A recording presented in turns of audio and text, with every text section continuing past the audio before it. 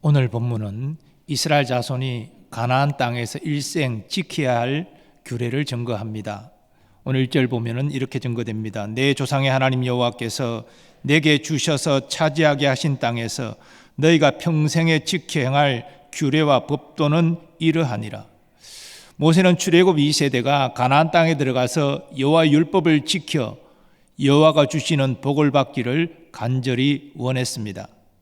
이와 관련해 모세는 이스라엘 자손이 가나안 족속의 우상 숭배를 배격할 것을 명합니다. 가나안의 우상과 그 제단을 다 없애서 이스라엘 자손의 우상 숭배할 여지를 남기지 말라는 것입니다.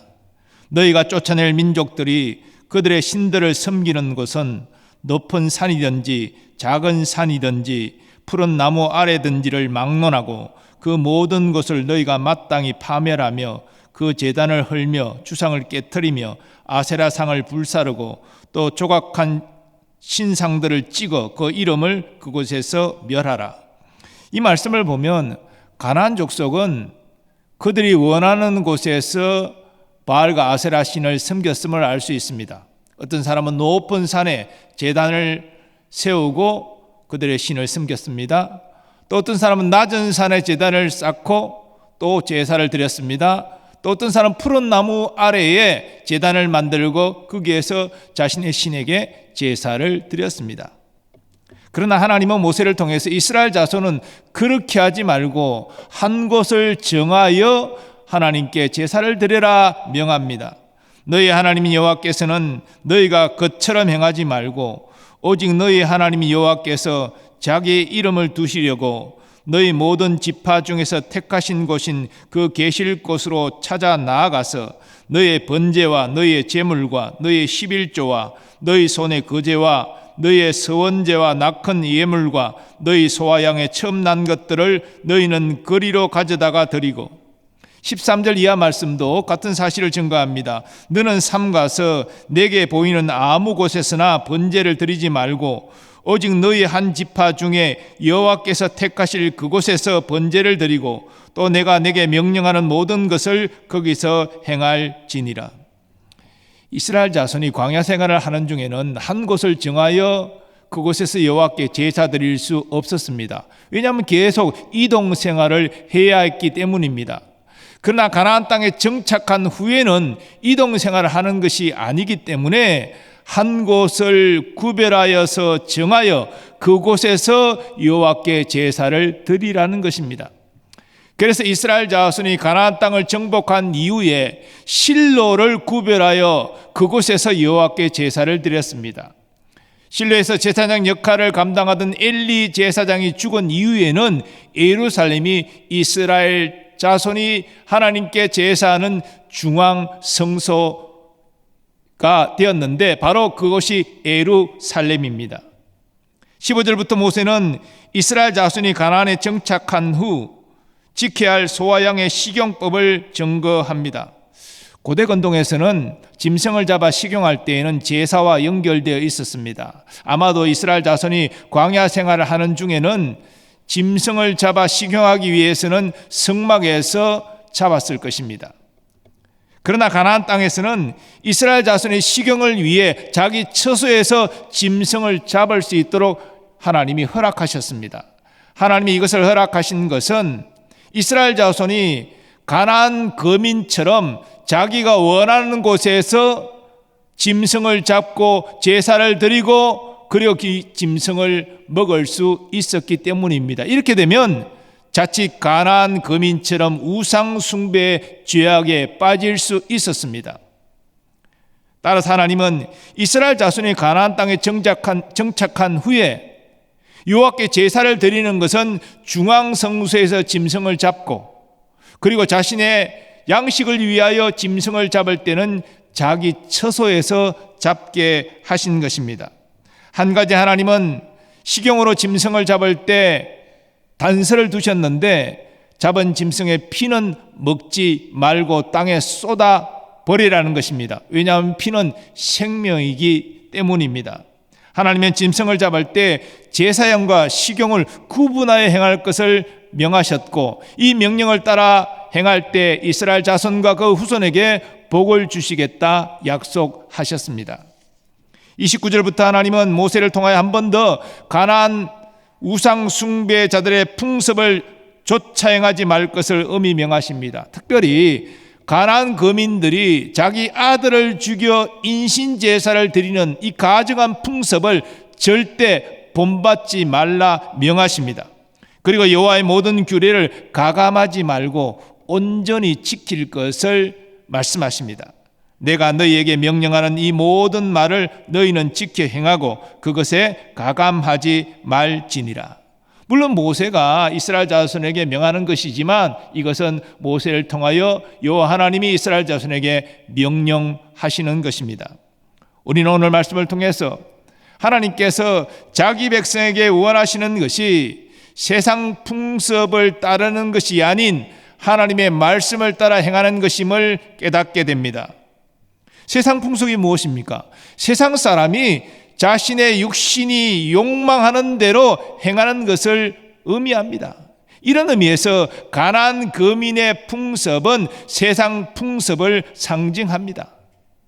이스라엘 자손은 그런 가나안의 풍습을 쫓아 행하면 안 된다는 것입니다. 그들은 여호와께서 명령하신 대로 율법을 따라 지켜 행해야 한다는 것입니다. 하나님의 자녀인 우리도 마찬가지입니다. 우리도 세상 풍속을 따르면 안 되고 하나님의 말씀, 곧 성경 말씀을 따라 행해야 합니다. 성경 말씀은 하나님이 우리에게 주신 우리의 신앙과 행위의 정확무한 법칙이기 때문입니다. 예수님은 제자들에게 이런 말씀을 하셨습니다. 좁은 문으로 들어가라. 멸망으로 인도하는 문은 크고 그 길이 넓어 거리로 들어가는 자가 많고 생명으로 인도하는 문은 좁고 길이 협착하여 찾는 자가 적음이라. 예수님은 죄인을 구원하기 위하여 좁은 문을 통과하여 좁은 길을 걸으셨습니다. 그 구체적인 예를 말씀을 드리면 하나님이신 그분이 자기를 비워 종의 형체를 입는 결단을 하셨습니다. 그리고 이 땅에서 의로우신 예수님이 율법 아래에서 율법에 100% 복종하셨습니다. 아무 죄 없으신 예수님이 유대 종교 지도자들의 시기와 질투받으면서 미움과 박해 받으셨습니다. 그리고 죄 없으신 예수님이 우리의 죄를 대신 지시고 십자가에서 우리의 죄값을 담당하여 죽으셨습니다. 그래서 우리가 예수 믿고 하나님의 자녀가 될 수 있었던 것입니다.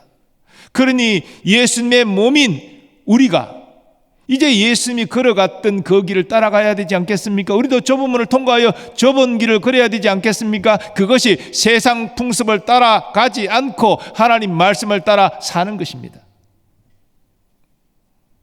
그런데 우리가 이 세상 풍습을 따르지 않고 하나님 말씀을 따라 살기 위해서는 먼저 경계해야 될 것이 있습니다.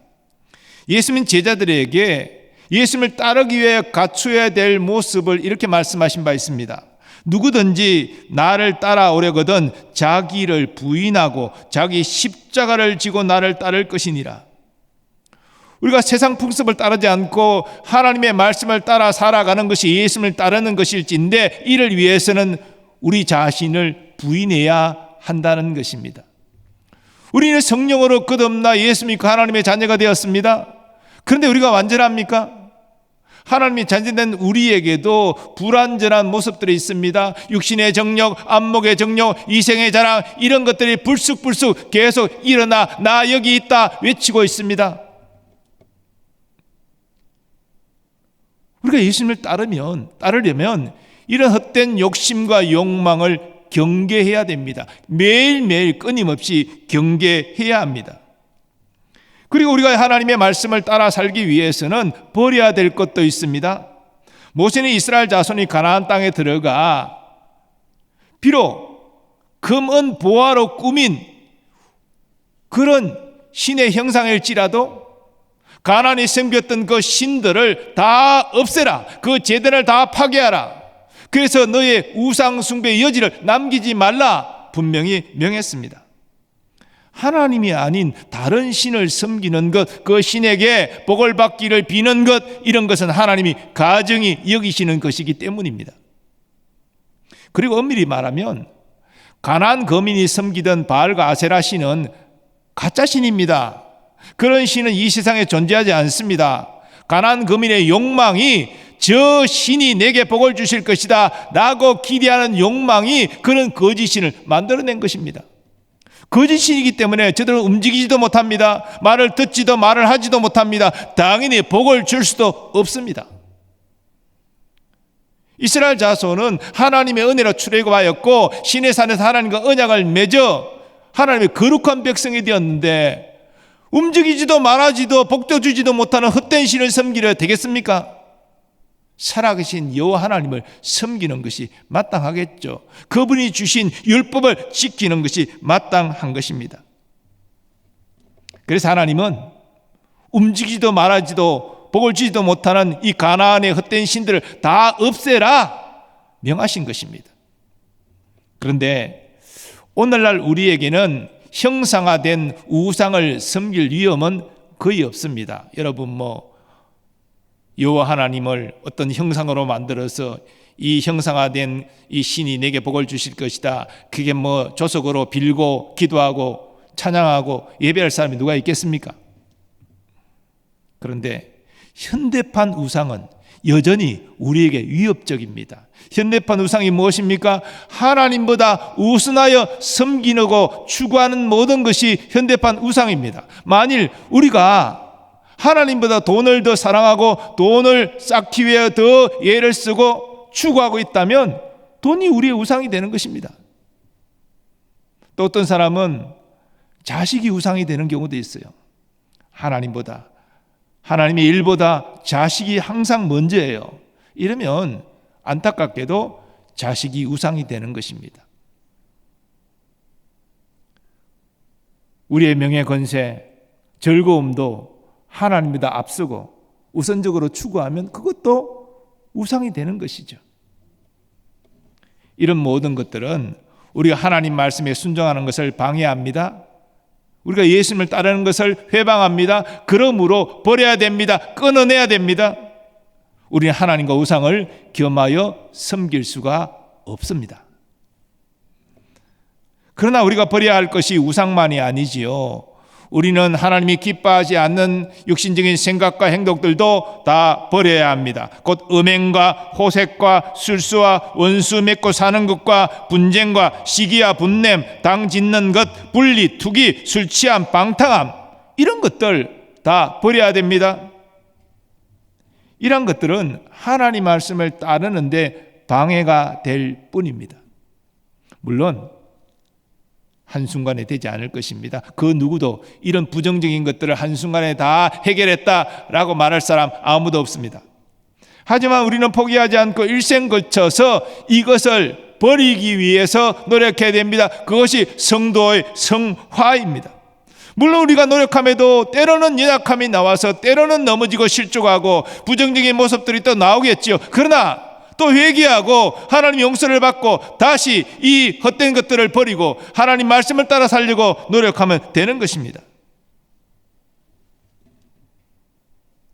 하나님의 백성인 우리가 날마다 우리 자신의 헛된 욕심을 경계하고 하나님이 기뻐하지 않는 모든 육신적인 생각과 행동을 버리고 하나님 말씀을 따라 행하는 것은 너무나 마땅한 것입니다. 성령으로 거듭난 하나님의 자녀는 성령의 인도하심을 받아야 되지 육신의 정욕을 따라 살면 안 되잖아요. 세상의 풍습을 따라 살면 안 되잖아요. 만일 어떤 사람이 자신의 육체를 경계하는 모습도 없고 헛된 것들을 부인하는 모습도 버리는 모습도 전혀 나타나지 않고 그저 육신의 정욕을 따라 산다면 그가 매주일 빠지지 않고 나와서 예배를 드린다 할지라도 하나님의 자녀라고 말할 수 있을까요? 하나님의 생명이 있는 사람은 그렇게 살 수가 없는 것이지요. 실패해도 회개하고 다시 하나님 말씀을 따라 살려고 애를 쓰는 것이 예수 생명이 있는 사람의 특징인 것입니다. 그러면 하나님 말씀에 순종하는 삶은 구체적으로 어떤 것입니까? 하나님 말씀에 순종하는 것은 하나님의 뜻에 순종하는 것이죠. 주님은 오늘 본문을 통해서 하나님의 뜻에 순종하는 삶을 세 가지로 우리에게 말씀하십니다. 첫째로 주님은 예배하는 삶이라 말씀하십니다.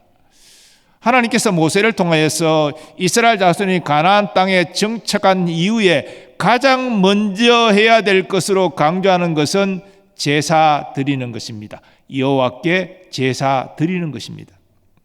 오직 너희 하나님 여호와께서 자기의 이름을 두시려고 너희 모든 지파 중에서 택하신 곳인 그 계실 곳으로 찾아 나가서 너희의 번제와 너희의 제물과 너희의 11조와 너희의 손의 거제와 너희의 서원제와 낙헌 예물과 너희 소와 양의 처음 난 것들을 너희는 그리로 가져다가 드리고.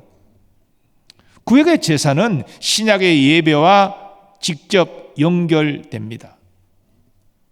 하나님이 중앙 성소를 구별해서 거기에서만 여호와께 제사를 드리라 명하신 것은 이스라엘 자손이 가나안 거민처럼 자기가 마음에 드는 곳에서 제사 드리지 말고 그 하나님이 구별하신 그 한 곳으로 나아가 거기에서 제사를 드리라는 의미입니다. 그리고 하나님께서 모세를 통하여 주신 제사법은 바로 너희가 마음대로 하나님께 제사하지 말고 하나님이 정해 주신 방법대로 그 방법을 지켜서 번제든 속죄제든 화목제든 제사를 드려라, 그렇게 명하고 계신 것입니다. 예수님은 사마리 여인과 대화하시면서 하나님이 찾으시는 예배자를 말씀하셨습니다. 아버지께 참되게 예배하는 자들은 영과 진리로 예배할 때가 오나니 곧 이때라. 아버지께서는 자기에게 이렇게 예배하는 자들을 찾으시느니라. 영으로 예배하는 자, 진리로 예배하는 자를 찾으신다는 것입니다. 그러면 영으로 예배하는 것이 무엇입니까? 여기의 영은 성령을 말하는 것이 아니라 예배하는 자의 영을 말하는 것입니다. 영으로 예배한다는 것은 온 마음을 다해 예배하는 것이죠. 우리 하나님께 온 마음을 기울여 예배한다는 것이 무슨 의미입니까? 하나님께 감사함으로, 하나님을 사랑함으로 예배하는 것입니다. 우리가 온 마음을 다 기울일 때에 당연히 하나님께 감사가 나오겠지요. 하나님께 사랑의 고백이 나오겠지요. 그것이 하나님이 기뻐 받으시는 예배라는 것입니다. 우리는 과연 이러한 예배를 드리고 있습니까? 한 주간도 하나님이 베풀어 주신 은혜와 사랑에 감사함으로 예배하며 하나님의 그 사랑을 생각하고 나도 하나님 사랑합니다, 그런 마음을 가지고 예배하고 있습니까? 그것이 하나님이 원하시는 영으로 드리는 예배입니다. 또한 하나님은 진리로 예배하는 자를 찾으십니다. 진리로 예배하는 것이 무엇입니까? 하나님께서 제사 규례를 정확하게 다 일일이 말씀하신 것이 바로 이스라엘 자손이 임의로 하나님께 제사 드리지 말고 하나님이 정하신 방법대로 그대로 지켜서 하나님께 제사하라는 것입니다. 그렇기 때문에 우리는 하나님께 예배하는 것도 그저 인간적인 충동과 감정적인 예배를 드려서는 안 되는가는 것이죠. 하나님이 기뻐하시는 예배, 그리고 특별히 예배 가운데는 하나님의 진리가 선포되어지고 그 진리를 받아 믿음으로 반응하는 역사가 일어나는 예배, 그것이 하나님이 원하시는 예배라는 것입니다. 그래서 우리 장로교는 설교의 중심에, 예배의 중심에 설교가 있는 거예요. 왜? 진리 안에서 드려야 되니까 설교가 중요하다는 것이죠. 하나님의 뜻에 순종하는 삶은 무엇보다도 하나님께 예배하는 삶입니다. 하나님이 기뻐하시는 영과 진리로 예배하는 우리가 되기를 소망합니다. 두 번째로 주님은 하나님의 뜻에 순종하는 삶을 거룩한 삶이라 말씀하십니다. 성경에서 거룩이라는 말은 구별된다는 의미가 있지요. 근데 하나님께서 우리에게 원하시는 거룩은 세상으로 구별되는 것이 아니라 하나님에게로 구별되는 것입니다. 곧 하나님의 뜻을 따라 행할 때 하나님에게로 구별되는 것이죠. 하나님은 내가 거룩하니 너희도 거룩할지니라라고 이스라엘 자손에게 말씀하셨는데 그것은 우리에게도 해당되는 말씀입니다. 이런 의미에서 거룩한 삶이란 무엇입니까? 하나님 말씀에 순종하는 삶입니다. 이스라엘 자손이 가나안 땅에서 하나님의 명을 따라 가나안 거민이 섬긴 모든 우상의 요소를 제거하고 하나님이 모세를 통하여 주신 율법을 지키면 저들은 거룩할 수 있었습니다. 신약시대에 하나님은 우리에게도 거룩을 요구하십니다. 예수님은 제자들의 거룩을 위해서 이렇게 기도하셨습니다. 그들을 진리로 거룩하게 하옵소서. 아버지의 말씀은 진리니이다. 그러니까 이 하나님의 말씀과 거룩은 분리될 수 없는 거예요. 우리가 하나님 말씀을 따라서 어디서 거룩함을 이룰 수 있습니까? 하나님 말씀을 붙잡고 그대로 지켜 살려고 몸부림칠 때 우리의 거룩함이 나타나는 것이죠. 그리고 바울은 데살로니가 교회에 편지하여 이렇게 증거하였습니다. 하나님의 뜻은 이것이니 너희의 거룩함이라. 하나님이 우리를 부르심은 부정하게 하심이 아니요 거룩하게 하심이니 그러므로 저버리는 자는 사람을 저버림이 아니요 너희에게 그의 성령을 주신 하나님을 저버림이니라. 그러니까 성령을 주신 하나님은 우리가 성령을 따라 하나님 말씀을 지키기를 원하시는데 그렇게 살지 아니하면 성령을 주신 하나님을 저버리는 불신앙이라는 것입니다. 하나님의 말씀에 순종하여 이 세상과 구별되는 거룩함을 나타내 하나님께 영광 돌리는 우리가 되기를 소원합니다. 세 번째로 주님은 하나님의 뜻에 순종하는 삶을 헌신하는 삶이라 말씀하십니다.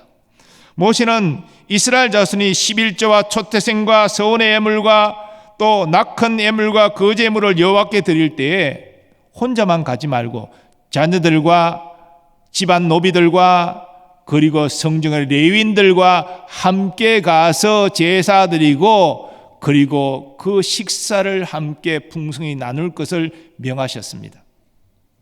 이러한 명령은 하나님이 주신 복을 네 혼자만 누리지 말고 공동체적으로 누려라라는 뜻이 있습니다. 그리고 특별히 이 레위인들을 같이 가서 그 식사 자리에 기쁨을 나누게 하는 것은 레위인은 제사장을 도와 하나님을 섬기는 자들로 그들은 땅을 분배받지 못했습니다. 그래서 여호와께서 그들을 책임지시는 기업이 되셨는데 어떻게 레위인들이 살아갈 수 있습니까? 이스라엘 자손이 하나님이 주시는 풍성한 소산의 복을 받을 때에 그 소산의 11조를 여호와께 드리고 여호와는 그 11조를 레위인들에게 주어서 그들이 먹고 살게 하시는 것이죠. 그리고 레위인들은 또 자신들이 받은 그 11조의 11조를 구별해서 여호와께 드리고 그것은 제사장의 몫이 되었습니다. 그래서 제사장도 그렇게 사는 거예요. 이것이 하나님이 정해 주신 법칙입니다. 그런데 자신의 소득의 11조를 구별하여 이스라엘 자손이 성실히 냈을까요? 그렇지 않았죠. 그래서 레위인들이 정착하지 못하고 유리방황하는 일들이 사사기 시대부터 일어났던 것입니다. 그러나 하나님은 처음부터 그 레위인을 생각하라. 너희가 11조로 그들의 생활을 책임져야 된다. 그런 의미를 상기시키도록 이렇게 하나님 앞에 11조를 가져가고 화목제물을 가져가고 서원의 제물을 가져가고 초태생을 가져갈 때 레위인들도 함께 여호와 앞에 가서 함께 여호와께 제사 드리고 함께 먹고 마시고 즐길 수 있도록 하나님 명하신 것입니다. 이런 하나님의 뜻을 깨닫고 순종하는 자는 여호와의 일에 헌신하는 것이 되는 것이죠. 하나님은 오늘도 우리에게 헌신을 요구하십니다. 특별히 교회 공동체 하나님이 어떤 헌신을 요구하십니까? 많은 헌신들이 있지만 저는 두 가지로 요약해서 말씀드리고 싶어요. 교회 공동체가 하나님께 헌신하는 것은 서로 사랑하는 것입니다. 예수님께서 말씀하셨죠. 새 계명을 너희에게 주노니 서로 사랑하라. 내가 너희를 사랑한 것 같이 너희도 서로 사랑하라. 예수님이 먼저 우리를 사랑하셨습니다. 하나님이 우리를 먼저 사랑하셨습니다. 우리가 하나님께 잘해서 하나님이 우리를 사랑하셨습니까? 아닙니다. 우리가 원수 되었을 때에 하나님께서 우리를 사랑하사 독생자를 주셨습니다. 희생하셨습니다. 그런 하나님의 사랑을 우리가 받았기 때문에 서로 사랑하는 말에 순종하는 것이 마땅하시죠. 그것이 헌신하는 것입니다. 여러분, 서로 사랑하는 거 쉽지 않아요. 마음에 들지 않는 사람, 기질과 성격이 다른 사람, 그런 사람을 사랑하는 거 어렵습니다. 헌신의 마음이 없으면 안 되는 거예요. 두 번째로 하나님이 교회 공동체에 요구하시는 헌신은 복음 전하는 것이죠. 우리만 예수 믿고 구원받지 말고 아직 이 복음을 듣지 못한 사람들, 예수 믿지 않는 사람들, 그들을 위해 기도하고 섬기고 나의 복음 전하라. 예수님 명하셨습니다. 이게 헌신이죠. 불신자에게 복음 전하는 것이 쉽습니까? 힘듭니다. 헌신의 마음이 없으면 안 되는 거예요. 서로 사랑하는 것도 쉽지 않고 복음 전하는 것 더 어렵지만 주님이 기뻐하시는 일임을 알고 이 일에 헌신하는 우리가 되기를 소망합니다. 사랑하는 여러분, 여호와께서 자기 백성에게 원하시는 것이 무엇이라 했습니까? 순종이라고 했습니다. 구약의 말씀을 보면 순종이 제사보다 낫고 많은 제물보다 낫다라고 말합니다. 우리에게 원하시는 것이 순종입니다. 그리고 하나님은 순종하는 자에게 풍성한 복을 약속하셨습니다. 너희가 순종할 때 내가 복을 주리라. 구약의 말씀에 수도 없는 말씀이 그런 약속이 있는 말씀입니다. 그러므로 세상 풍습을 따라 살지 말고 우리의 육체의 욕심을 따라 살지 말고 하나님의 말씀을 따라 살기를 힘쓰는 우리가 되기를 소망합니다. 하나님은 세상 풍습을 따르지 않고 하나님의 말씀을 따라 살기 위하여 자기를 쳐서 복종시키는 자들을 귀히 보십니다. 그들에게 영혼이 잘되게 하시고 범사에 형통하게 하시고 육신도 강건한 복을 누리게 하십니다. 우리는 하나님의 은혜로 구원받은 자로서 하나님의 말씀을 떠나서는 살 수가 없는 존재입니다. 물론 하나님의 말씀에 순종하는 것은 쉬운 일이 아니죠. 끊임없이 자기의 자아를 경계해야 되고 헛된 욕심을 부인해야 되고 세상의 풍습을 따르지 않고 그 말씀을 따라 행해야 되기 때문에 어려운 일이지요. 그러나 그 길을 비록 좁은 길일지라도 묵묵히 걸어갈 때 하나님의 함께하심과 인도하심의 복을 누리게 될 것입니다. 그리고 영혼이 잘되고 범사에 하나님의 도우심으로 형통하고 육신도 평안 때문에 더욱 강건한 복을 누리게 될 줄 믿습니다. 이런 은혜가 우리 모두에게 있기를 간절히 소원합니다. 거룩하신 하나님, 하나님께서 우리에게 세상 풍습을 따르지 말고 하나님 말씀을 따라 행하라 말씀하십니다. 하나님, 날마다 우리의 헛된 자아를 경계하고 또한 우리의 욕심을 부인하면서 또한 세상 풍습을 멀리하고 오직 하나님 말씀을 붙잡고 그 말씀을 따라 살아가기를 힘쓰는 우리가 되게 하여 주옵소서. 그러한 은혜를 우리에게 허락하여 주옵소서. 예수님의 이름으로 기원하옵나이다. 아멘.